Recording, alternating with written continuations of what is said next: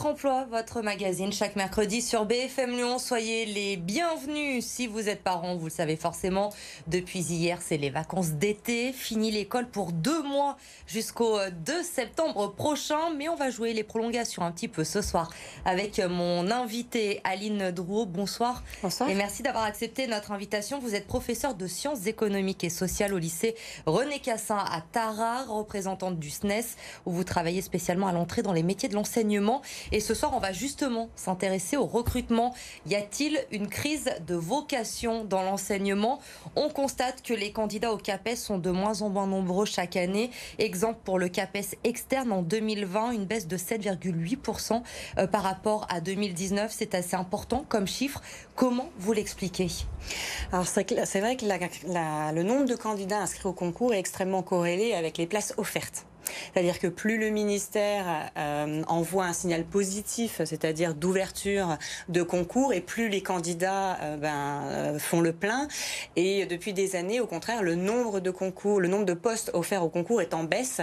Et finalement, le nombre d'inscrits diminue également. Je crois qu'en 2008, on était sur 8 candidats pour un poste au CAPES. Aujourd'hui, on est à peu près à 5 candidats pour un poste offert. Et effectivement, vous avez énormément de disciplines qui sont davantage impactés en mathématiques, en éco-gestion. Alors, une des raisons les plus importantes, c'est les niveaux de rémunération. Donc, les niveaux de rémunération sont assez faibles pour les professeurs de l'éducation nationale. Donc, pour qu'on se rende compte, pardon, je vous coupe, les salaires dans l'éducation nationale, concrètement, quand on débute en fin de carrière, on en est où? Alors, quand on débute, on est éligible à la prime d'activité. Quand on est professeur de l'éducation nationale, on débute à 1,16 SMIC, alors qu'on on a validé un master, on est fonctionnaire de catégorie A. Donc, pour autre ordre de grandeur, ça représente 25% de moins que les autres fonctionnaires de catégorie A. Et le professeur français est payé en général en dessous de la moyenne des pays de l'OCDE, donc des niveaux de richesse similaires à la France. Et donc, effectivement, moi qui suis responsable de l'entrée dans le métier pour le SNES, quand je fais des stages et que j'accueille les stagiaires, je leur dis d'aller simuler la prime d'activité sur la CAF, parce que les professeurs qui commencent à 1 400 € net, sont éligibles à la prime d'activité. C'est-à-dire que le ministère qui les emploie, les rend éligibles à une prestation sociale. Alors évidemment, le salaire, c'est une question importante. On va y revenir un petit peu plus tard dans cette émission. Vous me le disiez, toutes les disciplines ne sont pas concernées de la même façon par ce manque de candidats. C'est le cas aussi, il me semble, entre le primaire et le secondaire. Ce n'est pas du tout la même situation aujourd'hui. Alors c'est la même situation, c'est-à-dire qu'il y a une désaffection de nos métiers. J'irai même un petit peu plus loin. Il y a une désaffection à l'entrée et il y a une précipitation vers la sortie. C'est-à-dire qu'on a de moins en moins de jeunes qui souhaitent faire nos métiers et on a de plus en plus de collègues qui arrêtent nos métiers, c'est-à-dire qui appellent en permanence pour nous demander est-ce qu'il y a des primes de départ volontaire, des collègues qui arrêtent, qui démissionnent. Donc c'est vrai que c'est assez inquiétant. C'est une question de génération selon vous ou finalement à tout âge aujourd'hui vous constatez ces démissions? Alors à tout âge on constate ces démissions. Chez les stagiaires elle est beaucoup plus prégnante. C'est-à-dire que les démissions de stagiaires ont été multipliées par 6 depuis la réforme de Nicolas Sarkozy en 2013.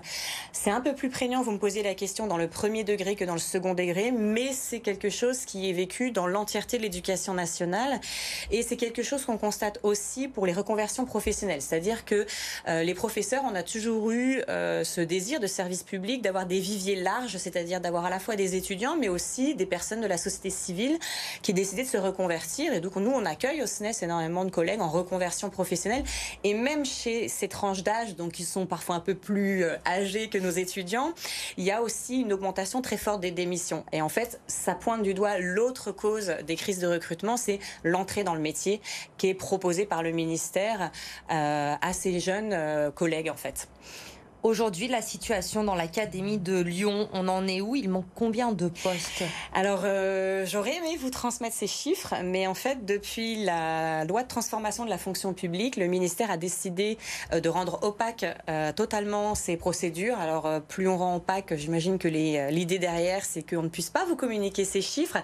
On ne participe plus au mouvement de mutation et le rectorat refuse de nous transmettre ces informations. Donc, à ce jour, je ne peux pas vous dire combien de postes restent vacants. Mais vous constatez qu'il y a des postes vacants par les collègues de postes aujourd'hui. Voilà, c'est ça. C'est-à-dire qu'on n'a plus l'information du rectorat, mais on a l'information par le terrain, c'est-à-dire des équipes qui nous appellent inquiètes qu'il n'ait pas de collègues qui arrivent dans leurs établissements. Et donc, en éco-gestion, moi je peux parler à titre personnel, dans mon établissement, j'ai au moins toujours quasiment 2 postes entiers qui restent vacants chaque année. Et ça fait déjà un moment, et là, chaque année, c'est un peu plus. Donc, on a 2 postes et demi. Des collègues partent, mais ne sont pas remplacés. Et donc, on recrute des contractuels qui n'ont pas le concours. Mieux vaudrait que le ministère aide les étudiants à passer leur concours, ou forme les contractuels et fasse des plans de titularisation ou des plans de CDIsation pour stabiliser cette situation. Parce que du coup, dans les établissements, ça amène beaucoup d'instabilité, beaucoup d'inquiétude, et parfois, tout simplement, des cours qui ne sont pas donnés aux élèves, le service public de l'éducation nationale devrait être sur tout le territoire égal en fait. Alors vous parlez de ces contractuels. La semaine dernière se sont tenus les états généraux de l'éducation. Il a été évoqué le mépris institutionnel des enseignants qui sont, je cite, traités comme des pions interchangeables qu'on met là pour boucher les trous. Vous avez le même sentiment aujourd'hui? Oui, j'ai le même sentiment aujourd'hui. Ce sont des mots forts qui sont utilisés. Oui, ce sont des mots forts, mais c'est vrai que moi, ça fait depuis 2013 que je suis en charge du secteur stagiaire, et parfois j'accompagne de ces collègues contractuels qui ont interrompu pendant un an et demi leur emploi pour pouvoir essentiellement se concentrer au concours, et parfois ils ont 10 ans d'expérience derrière eux, et par exemple, une des causes qui fait que la reconversion professionnelle ou l'engagement professionnel n'est pas reconnu, s'ils se sont arrêtés plus d'1 an, on ne le reprend pas dans leur ancienneté de service, tout ce qu'ils ont fait avant. Ils repartent avec un salaire de base. Et ces contractuels qui ont parfois donné 10 ans de leur vie à partir aux 4 coins de l'académie pour aller faire des remplacements ne sont pas titularisés alors même qu'ils ont eu le concours. Et donc, on n'a pas de bienveillance, on n'a pas la bienveillance et la confiance qu'on exige des enseignants vis-à-vis de leurs élèves. Je partage ce sentiment des collègues. Il y a une violence institutionnelle, il y a un mépris parfois pour les collègues, tous les collègues, et parfois même les collègues stagiaires à qui on reproche, qu'on infantilise en fait, alors qu'on leur donne des responsabilités dans les établissements. Un mépris alors qu'on le sait, l'éducation, c'est l'essence même de notre société. Vous avez un rôle essentiel, vous formez aujourd'hui les citoyens de demain. Beaucoup considèrent, vous l'avez dit, que l'éducation n'a pas la place qu'elle mérite, qu'elle est délaissée par les politiques, notamment au-delà du salaire qu'on évoquait tout à l'heure. Comment aujourd'hui on peut revaloriser vos métiers? Alors déjà, en travaillant sur l'entrée dans le métier, nous, au SNES, on porte effectivement des mandats pour une entrée dans le métier progressive, et surtout qu'on arrête de considérer les stagiaires comme des moyens d'enseignement. Pour pallier justement à la crise de recrutement, on fait travailler les stagiaires comme s'ils étaient des collègues en place depuis longtemps, titulaires, on leur donne des classes. Là, la réforme de ministre Blanquer prévoit dès l'année prochaine de mettre les stagiaires à temps plein. C'est-à-dire que quand moi j'ai commencé, on était à 4-6 heures devant les classes. Ensuite, avec Nicolas Sarkozy, on est passé à 6-8 heures, et aujourd'hui, on veut les mettre à temps plein. Et donc, il n'y a plus du tout la place de la formation, du compagnonnage, c'est-à-dire qu'un métier, ça s'apprend, c'est pas des ficelles. Et donc, nous, on considère que les stagiaires devraient être mis en surnombre dans les établissements pour pouvoir aller voir des collègues dans les classes. Parce que parfois, en fait, les stagiaires sont mis dans les établissements, il y a un collègue, un tuteur qui est là pour les accompagner, mais les emplois du temps, il y a tellement d'instabilité et de contraintes dans les établissements, ne coïncident pas. Donc en fait, ils ne peuvent pas aller se voir.